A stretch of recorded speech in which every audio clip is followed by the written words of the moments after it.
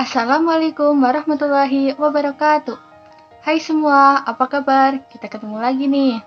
Oh iya, kalau di video sebelumnya kita membahas tentang pedoman umum ejaan bahasa Indonesia. Kalau di video kali ini kita membahas tentang apa ya? Kita simak dulu yuk ilustrasi percakapan berikut ini. Oh iya, kemarin kenapa kamu nggak berangkat kerja? Oh, kemarin aku mau mengunjungi temanku yang sedang sakit. Dari ilustrasi percakapan tersebut, memang sekilas nggak ada yang aneh ya. Tapi sebenarnya kata mengunjungi kurang pas loh teman-teman. Yang tepat adalah menjenguk. Untuk itu, pilihan kata atau diksi harus kita perhatikan dengan baik. Untuk lebih mengetahui apa itu diksi, kita bahas bareng yuk. Oh iya teman-teman, sebelum kita lanjut bahas bareng tentang diksi, sebelumnya kita perkenalan dulu ya. Oke, nama aku Dian Agustria Salsabila dengan NIM P1337434321009.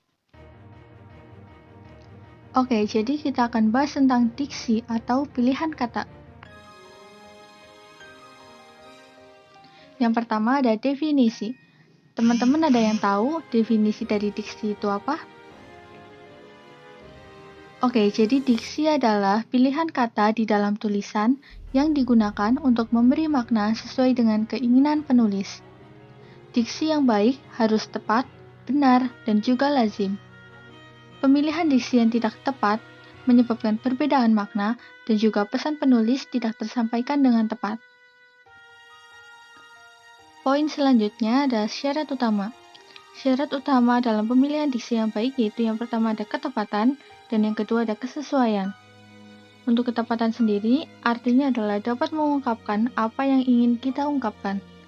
Sedangkan kesesuaian adalah kecocokan antara kata-kata dengan kesempatan dan keadaan. Kemudian yang selanjutnya ada syarat lainnya. Yang pertama adalah kata-kata yang memiliki persamaan di beberapa bagian. Yang kedua ada denotasi dan konotasi. Yang ketiga ada abstrak dan juga konkret. Yang keempat ada umum dan juga khusus. Yang kelima ada populer dan kajian. Dan yang keenam ada kata dalam percakapan. Untuk kata-kata yang memiliki kesamaan di beberapa bagian ada 5, yaitu yang pertama sinonim atau persamaan arti, yang kedua ada antonim atau lawan arti, yang ketiga ada homonim atau suatu kata yang memiliki arti atau makna yang berbeda, tetapi lafadz dan ejaannya sama. Yang keempat ada homofon, kata yang diucapkan sama tetapi memiliki arti yang berbeda, dan yang kelima ada homograf, kata yang memiliki ejaan yang sama tetapi berbeda dalam lafadz dan juga maknanya.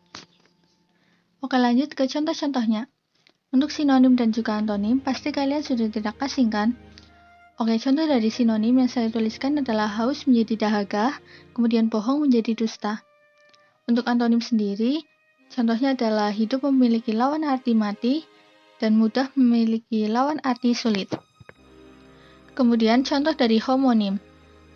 Contohnya adalah hak pada hak asasi manusia dengan hak pada sepatu memiliki makna yang berbeda. Tetapi ejaannya sama kan, sama-sama hak. Kemudian contoh dari homofon adalah masa yang berarti waktu dan juga masa yang berarti media massa. Kedua kata masa ini memiliki ejaan yang berbeda, tetapi diucapkan dengan sama dan memiliki arti yang berbeda. Kemudian contoh dari homograf ada apel, upacara, dan juga apel, buah. Kata ini memiliki ejaan yang sama, tetapi memiliki lafadz yang berbeda dan juga maknanya berbeda. Kemudian ada denotasi dan juga konotasi. Untuk pengertian dulu, yang pertama ada denotasi.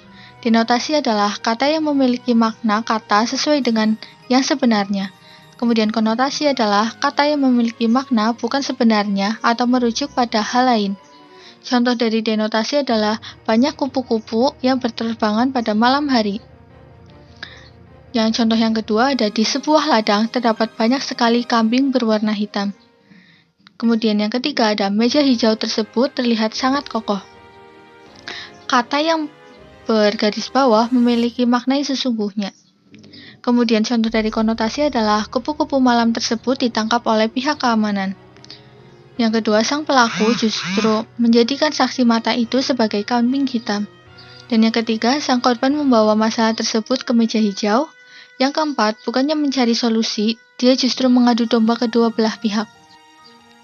Kata-kata yang bergaris bawah tersebut yaitu kupu-kupu malam, kambing hitam, meja hijau, dan juga mengadu domba memiliki makna yang bukan sebenarnya atau merujuk pada hal lain.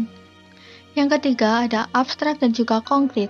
Untuk pengertiannya sendiri, abstrak adalah kata yang menggambarkan sesuatu yang tidak nampak dan tidak terlihat oleh panca indera.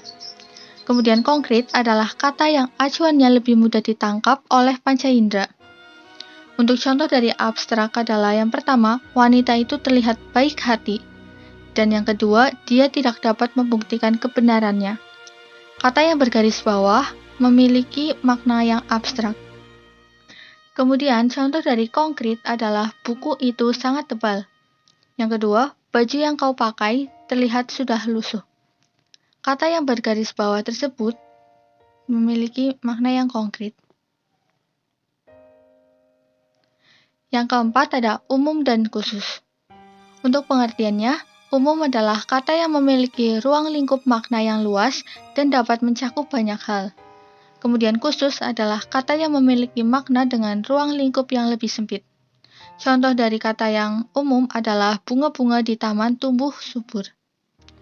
Yang kedua, ikan yang dijual di pasar tersebut sangat beraneka ragam dan masih segar. Untuk contoh dari kata khusus adalah yang pertama, mawar merah sering digunakan untuk mengungkapkan rasa kasih sayang.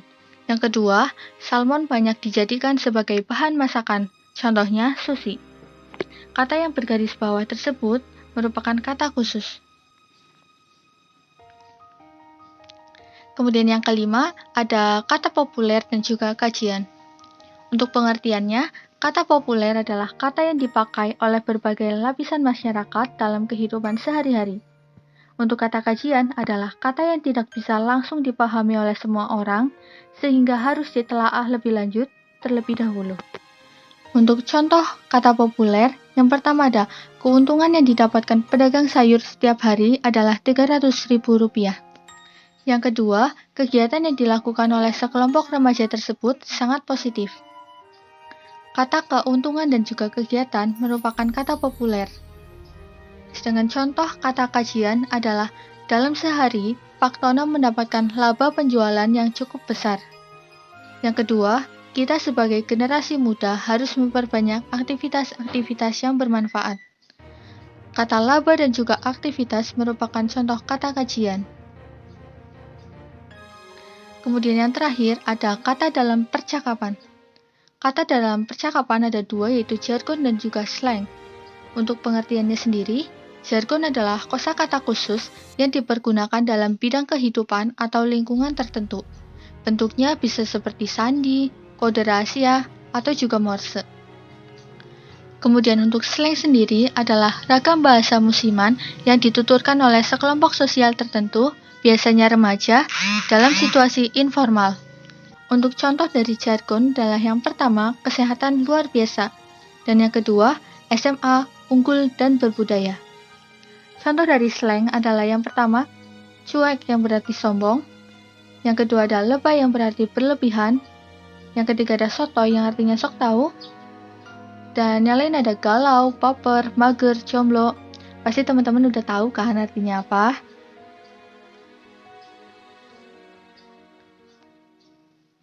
Ya, itu tadi pembahasan kita tentang diksi atau pilihan kata. Untuk contoh-contoh tadi seperti sinonim maupun slang, jargon, dan sebagainya, kalian bisa cari sendiri ya teman-teman.